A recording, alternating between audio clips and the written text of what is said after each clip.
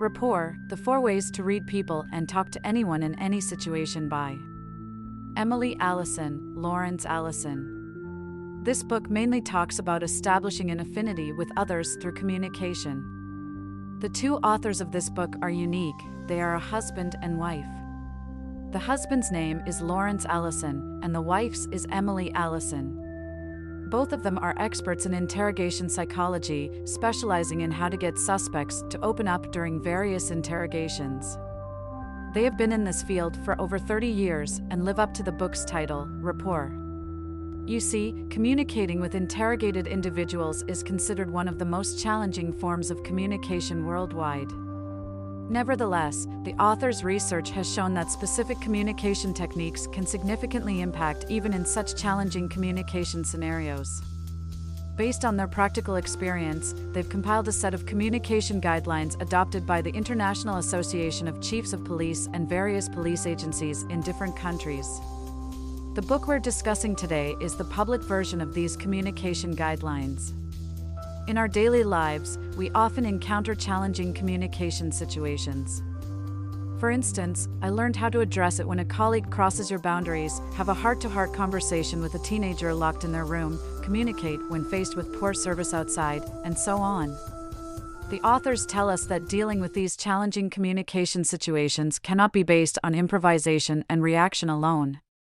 Instead, we should grasp a systematic communication methodology.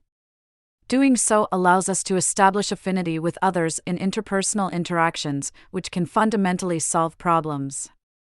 An affinity relationship is one in which individuals mutually acknowledge and understand each other.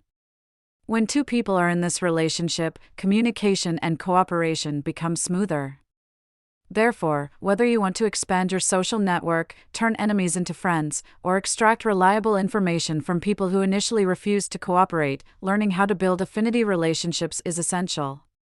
This skill is both a fundamental life skill and a fundamental professional skill. I'll introduce these concepts in 2 parts. First, I'll explain a universally applicable set of affinity tools. Then, I'll discuss 4 communication models named after animals, each suitable for different types of individuals. You can select the model that best fits your needs to help you build stronger affinity with others. Let's dive into the first part, where we'll look at the set of universally applicable affinity tools the authors presented. This set comprises 4 key terms: honesty, empathy, autonomy, and reflection. Their initials form the word HERE, so the authors collectively refer to them as the HERE principles. The authors discovered through their previous experiences in interrogations and practices that the HERE principles can help us gain an advantage in interpersonal interactions. Regardless of how challenging the communication object is, we can use these principles to build strong affinity with the other party. Let me briefly reiterate the 4 key terms of the HERE principles. 1. Honesty. This means not avoiding problems, not skirting around issues, and being forthright in expressing your thoughts, especially in conflict situations. The authors emphasize that this is the foundation for building any affinity relationship. They also recommend face-to-face communication over passive methods like email, text messages, or instant messaging, as these methods can lead to information and emotional loss, potentially causing misunderstandings. 2. Empathy. Empathy means understanding and sharing the feelings of others. In the context of the HERE principles, it involves actively listening and trying to understand the other person's perspective and emotions. This helps create a deeper connection during communication. 3. Autonomy. In this context, autonomy means giving the other person space and independence during communication. Avoid being controlling or dictating to them. Please encourage them to make their own decisions and choices. The authors highlight that pressuring others often leads to resistance and rebellion, and providing autonomy can be more effective in achieving cooperation. The term empathy is frequently heard when discussing communication topics. It requires us to understand the emotional values of others through perspective taking. While this may come naturally to some naturally sensitive people, others may need external techniques to develop this skill. For example, when someone is describing their situation to us, we can practice empathy by trying to confirm the other person's feelings. For instance, if a friend says, "I'm not sure my marriage will last," how should you respond? Instead of immediately offering advice like, "Don't worry, just live your life," or "If it doesn't work out, get a divorce," the principle of empathy requires us not to evaluate the other person's viewpoint, but to try to respond to their feelings. You could say, "What's been happening? You must be feeling very conflicted right now." At this point, the person may either acknowledge their inner turmoil or clarify that they don't feel that conflicted. In both cases, you gain a better understanding of their perspective. This is the fundamental role of empathy. It lets the other person reveal more information to you, deepening the conversation. However, it is sometimes challenging to empathize with the other person. It means you can't guess what the other person thinks or feels. Many parents, for instance, often feel this way when dealing with their teenagers. For example, if you've noticed that your 13-year-old son has suddenly become moody and withdrawn and spends most of his time in his room on his phone, you might feel concerned and want to talk to him. Some parents might call their child out and ask, "What's going on with you? Are you having problems with your friends? Is it because you got in trouble at school or didn't do well on your recent exams?" In this case, the child may become frustrated and respond by telling you not to meddle and that they're fine. The problem with the approach above is that the parent begins by making assumptions about the child's situation and attempts to verify these assumptions through questioning. It is a common but often ineffective approach. The author suggests that empathy and autonomy should be used in such situations. For example, you might say, "Hey, I've noticed you've been down lately and not talking much. You're keeping to yourself a lot. If you ever want to talk, know I'm here, and I won't pressure you or get mad. You can come to me anytime." This method includes acknowledging the other person's feelings and inviting them to talk while allowing them to refuse. According to the authors, this approach opens a door in the other person's mind, and even if they don't immediately open up, they're likely to come to you when they're ready. The authors discovered in their past interrogation experiences that empathy is one of the best choices when you want someone to change their perspective. However, empathy doesn't mean you have to be warm or friendly. The key is to stand in the other person's shoes and understand what matters to them. Understanding does not mean you must agree, you must listen with patience and curiosity. The other person may not even make any comments. Empathy is essential if you aim to build an affinity with the other person or guide their actions. The last principle is reflection. The key to reflection is listening carefully to what the other person is saying, extracting critical information you want to understand better, and then restating or paraphrasing it. It might sound simple, but it can be challenging. It involves selecting the critical information and finding the right way to repeat it. For instance, in a conversation between a man and a woman about their relationship, the man says, "I know we talked about getting married and living together, but I don't think the timing is right yet. We are good as we are." If the woman is not good at giving feedback, she might respond defensively, saying, "What do you mean the timing is not right? When will it be right? It seems like you don't want to be with me." However, a person skilled in feedback would focus on key phrases in the man's statement to restate and better understand his thoughts. For example, he could say, "So you believe the timing isn't right now, or do you feel we are good as we are?"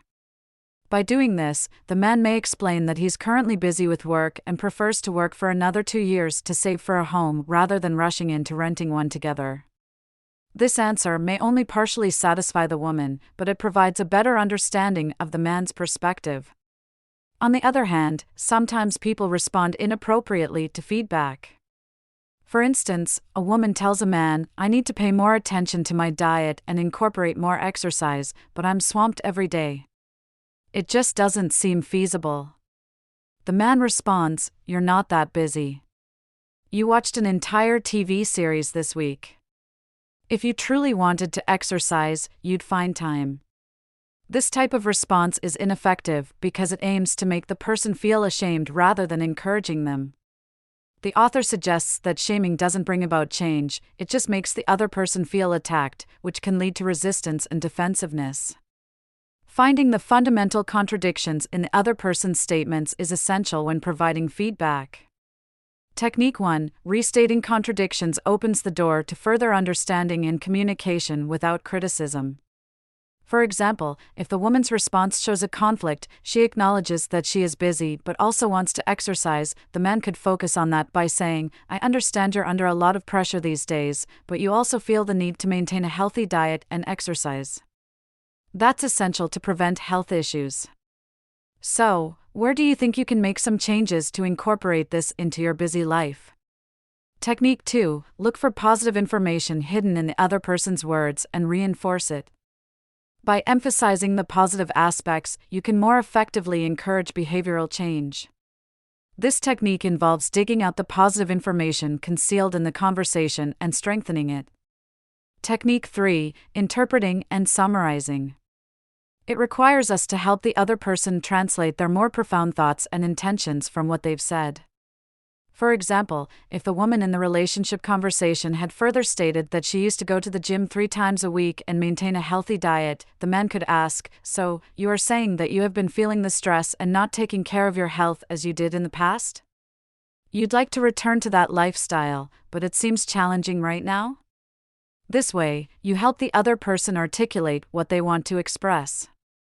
The author suggests that interpretation and summarization are the most challenging feedback techniques, requiring a lot of practice.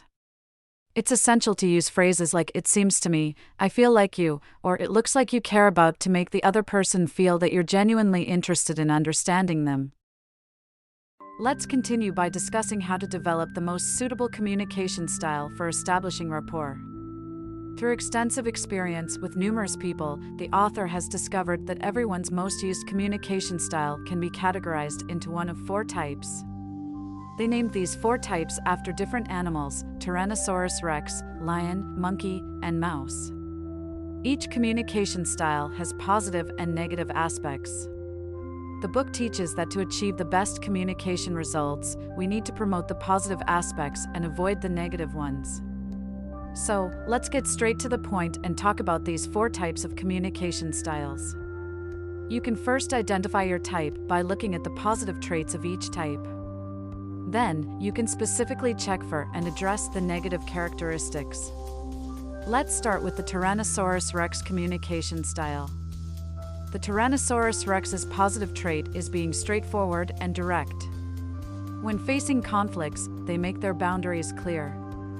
The advantage of this approach is obvious: it lets the other party clearly understand your thoughts, preventing them from dismissing you. However, some Tyrannosaurus rex communicators can be overly aggressive while being straightforward. They might struggle to control their temper, resorting to sarcasm, scolding, or intimidating the other person. Such behavior often doesn't help solve the problem. For example, one of the book's authors, Emily, sometimes exhibits negative Tyrannosaurus rex traits.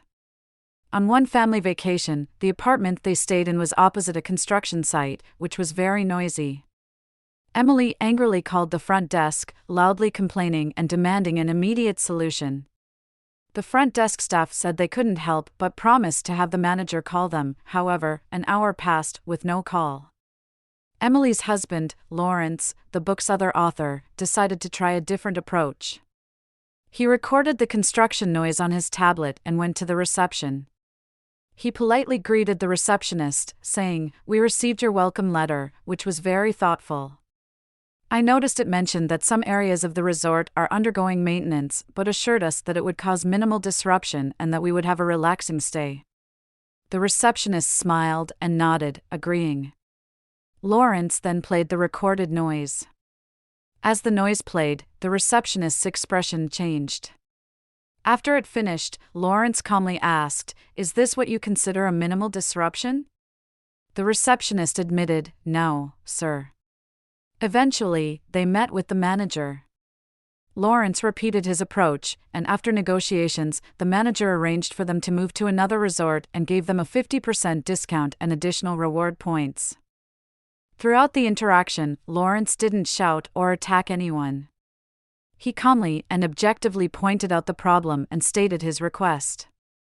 This method proved more effective than Emily's earlier angry and aggressive approach. The author suggests that this is true in work and life as well. Emotionally charged and aggressive communication fails to solve problems, can damage relationships, and can leave us isolated. To be a cheerful Tyrannosaurus Rex, you must express your views as clearly and calmly as possible, avoiding insulting or aggressive language. No matter how angry the other person gets, you should not respond kindly. Your goal is to be heard and to communicate your boundaries, not to win an argument or vent your emotions. Prepare your words in advance and practice with someone you trust. This rehearsal can help you manage your feelings and maintain rationality during the interaction. Now, let's talk about the lion communication style. Lions are different from Tyrannosaurus Rex. While Tyrannosaurus Rex communicators are good at setting clear boundaries, such as stating whether they are willing to do something or defining the limits for their subordinates, they typically need to provide specific guidance on how to do things. Offering specific guidance is the domain of the lion. The positive trait of lion communicators is their ability to give clear instructions and provide guidance to others. They have strong leadership qualities. This communication style is particularly suitable for managers and parents. However, some lions may impose their will on others or become overly controlling, trying to manage everything. These are negative traits. For example, some children might feel their parents constantly give orders. Have you finished your homework? Have you drunk your milk? Have you brushed your teeth? Or they might supervise everything. Did you understand that question from yesterday? How did you score on your essay? Similarly, in the workplace, some leaders might tightly control their subordinates, constantly setting demands and monitoring their progress daily. The authors explain that this kind of interaction can lead to resistance from the other party and stifle their independent thinking. The ideal lion communication style involves being dominant in communication but not overbearing, influencing and guiding others without forcing them to comply with every wish. Parents should allow their children some autonomy in minor matters and spend time understanding their children's thoughts, communicating through encouragement rather than commands. Leaders don't need to micromanage, they can delegate authority and provide their team with some autonomy, leveraging each member's strengths and nurturing deputies. Additionally, the book highlights that the monkey communication style is another good choice for managers or parents. Monkeys' positive traits include being friendly, warm, and cooperative. They can help build good collaborative relationships and strengthen the internal connections within a team. If you want to develop a monkey communication style, try the 3-step method provided in the book when talking to others. 1. Listen, pay attention to the other person's words to identify their interests and values and gather more information about them. 2. Share similar experiences. Research shows that this can strengthen bonds and bring people closer. Find common points from the listening stage or draw from experiences most people go through, like holidays, work, and family. 3. Guide. After the first 2 steps, you should have identified the other person's interests. Now, you can use feedback techniques to guide the conversation. Share your own stories or experiences during the conversation, but remember that the art of conversation lies more in listening than in saying the right things. Listen more and talk less, which is the essence of the monkey communication style. The authors suggest that you allocate your listening and talking time at a 2-to-1 or 3-to-1 ratio. The better you are at listening and providing feedback, the more willing others will be to share with you, leading to deeper understanding and smoother cooperation. However, monkeys also have a downside: they can easily blur the boundaries with others. Whether it's parents with children, superiors with subordinates, or among colleagues, once the boundaries are blurred and everyone gets too friendly, it becomes difficult to point out problems, making management or cooperation challenging. So, while being friendly and cooperative, it's essential to maintain clear boundaries. For instance, avoid discussing too many personal matters with colleagues, don't always give in to your children, and set clear rules and boundaries. If you find yourself in a situation where boundaries are blurred and it's challenging to address issues, you might need to adopt some Tyrannosaurus Rex communication style. For example, with a subordinate or colleague, you could say that you value your friendship and appreciate the honesty between you, but you need to point out the problem and then offer your thoughts. While this might be awkward, the authors note it's better than letting the problem persist due to blurred boundaries. Rest assured, true friends will understand and respect your position rather than exploit your relationship for their convenience. If not, it might be time to re-evaluate the relationship. Next, let's talk about the last communication style, the mouse. The essence of the mouse communication style is to let the other person take control while you are willing to follow and make concessions. The authors state that the mouse is the most critical communication style for building rapport, bar none. It might sound surprising, but it is a conclusion drawn from their extensive research, including watching thousands of hours of interrogation footage. They found that the best interrogators showed respect and humility towards the suspects, no matter how much they disliked them or wanted to bring them to justice. For example, they observed an interrogation where a small, slender interrogator successfully outmaneuvered a large, burly suspect with a history of violence. This suspect was known for being tight-lipped and interruptive, with a bad attitude. When faced with the new interrogator, the suspect mockingly said, "I know you have a list of questions in your notebook. Your job is just to get through them. I know you're trying to get information from me. We have nothing to talk about." Unexpectedly, the interrogator remained very calm. He opened his notebook, showing it was blank, and said, "I don't have a list. I just want to hear what you have to say about your plans." The suspect laughed sarcastically and said, "All right, why should I cooperate with you?" The interrogator was silent for 10 seconds, then calmly replied, "On the day the police arrested you, I suspected you were planning to kill a police academy student. I don't know exactly what happened or why you felt it was necessary. Only you know the answers. I want to know the truth, not to please my superiors, but to protect the public. I won't force you to tell me. The choice is yours." After a pause, the suspect said, "All right, I'll tell you, but it's only to help you understand what's happening in this country." Why was the interrogator successful in engaging the suspect? The authors believe that he didn't try to control the suspect. Clearly, the suspect wanted to dominate the conversation, to be the lion, and the interrogator allowed him to do so. He remained calm, patient, and humble, like a mouse waiting for the lion to enter the cage. To be a practical mouse, the key is to use the communication tool we discussed in the first part, autonomy.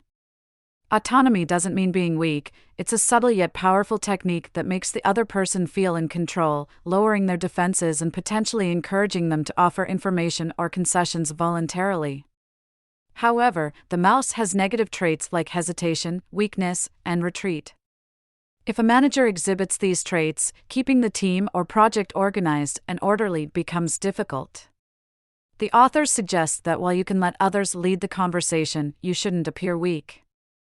Use feedback strategies during listening to guide the conversation's direction. Switch from the mouse style to a positive lion or monkey role when it's necessary to show your leadership, decisiveness, and confidence.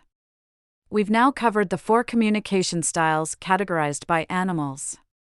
By now, you may have identified which animal type you most frequently embody in your communication and what aspects you need to improve or enhance. The authors emphasize that none of each animal's positive traits is inherently superior. In real life, every communication style has its place. The key is whether you can adapt your communication style to suit different scenarios.